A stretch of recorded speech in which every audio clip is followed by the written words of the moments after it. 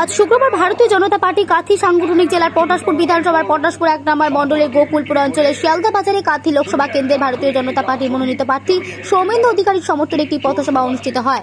এই পথসভায় উপস্থিত ছিলেন বর্ষার প্রাক্তন সাংসদ শিশির অধিকারী সহ বিশিষ্ট ব্যক্তিত্বরা।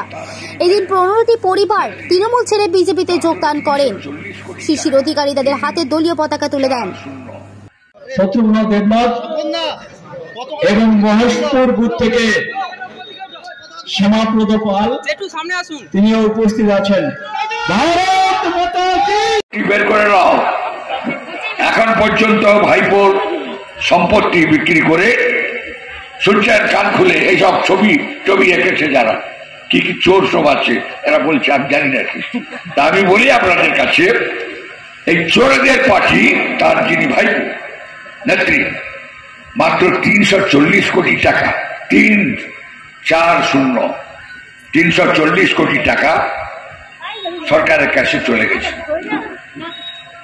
ইনার খুর শ্বশুর মশাই অ্যালকামিস্ট, অনেকে এখানে চিটিং কোম্পানি করেছিলেন, অ্যালকামিস্ট টাকা রেখেছিলেন। বহু গরিব মানুষ, দু পয়সা বাড়বে, পয়সা পাবে। তার থেকে 10 কোটি 39 লক্ষ টাকা নিয়েছেন।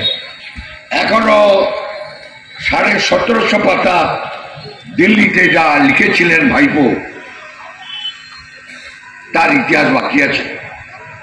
340 পাতা কলকাতা অমৃতা সিনহা কোর্টে, হাইকোর্টে যা যা লিখেছিলেন তা বাকি আছে।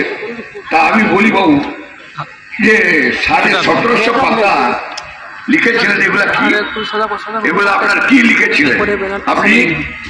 এগুলো আপনি কি প্রেমপত্র নাকি যা উঠেছে?